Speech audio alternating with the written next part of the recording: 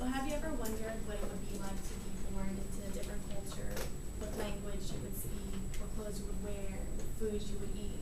I got the chance to experience this when a Japanese couple stayed with my family for about 2 weeks. So what I brought with me today is the Japanese artifact chopsticks. I'm sure you guys all recognize these, right? Well, they originated in China about 5,000 years ago. They were originally used for moving food out of a fire. But when the population grew, they had to cut the food in smaller pieces before it actually got to the table to conserve fuel. So this kind of eliminated the use of a knife at the table, making chopsticks the more favorable utensil. Around 500 AD, they went from China to Vietnam, Japan, and Korea. So the difference between Chinese chopsticks and Japanese chopsticks are this. I don't know if you guys can see back there, but they're a little wider at the bottom, more blunt, and then they're more pointed. Japanese chopsticks are more pointed. So they can be made from pretty much any material. These are made from wood, but they can be made from bamboo, plastic, bone, pretty much anything. They have different mannerisms. Using chopsticks and forks, it's different. So what we might think is normal, other people might see as being rude. For example, I know like when we're trying to use them, we might cross them, or you're trying to use them in between your fingers. But this is something that's done in a Japanese funeral. It's a gesture, so it could be considered impolite to some. Another thing is not to pass food from chopstick to chopstick, because that's another gesture done in a Japanese ritual, passing bone to bone. Also, when we use wooden chopsticks from restaurants or like Panda Express or fast food places, I just throw them in the box and then I throw the box away, but the polite thing to do is actually to put them back into the wrapper and then throw it away. So knowing little things like this can, help us to maybe not insult someone who's very traditional that came to America. The Hashi represent open-mindedness and togetherness, and I show how I identified with this culture.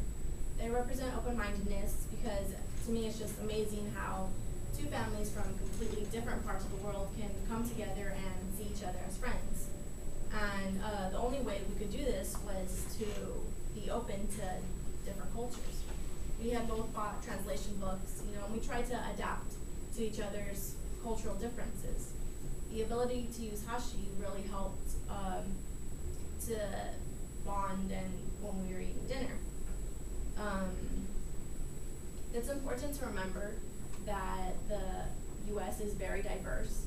So there are restaurants that use Hashi, which is the Japanese form of saying chopsticks. It's important to remember that we will have interactions with people from different cultures. So we need to know how to use them.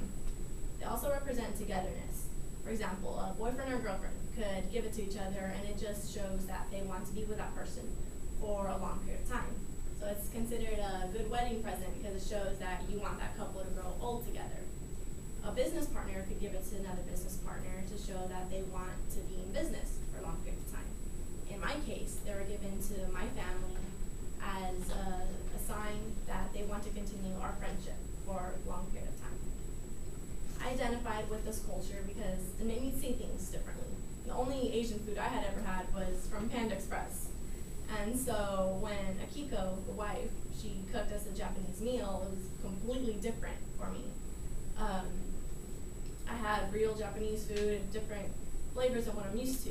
When you think of American food, you think of McDonald's, hamburgers, hot dogs, and so it was just a different experience for me. And I also learned table manners, like not stabbing my food. I know when we get tired of picking up the food, we just stab it because we get frustrated. But I didn't know that they might consider that insulting. So, I started using them more frequently, whether it's Asian food or regular food, and now we actually have a metal set at our house. So overall, I think that experiencing different cultures allows people from different backgrounds to come together. And it shows how people can sit together, eat together, have conversations, even though their cultures are completely different. And I think it's just something that everyone should try, get out of your comfort zone. And so, once again, the Hashi represent togetherness, and they also represent open-mindedness and just experiencing things from different countries, you know, maybe if it's eating somewhere else or associating yourself with someone from a different culture. I think it's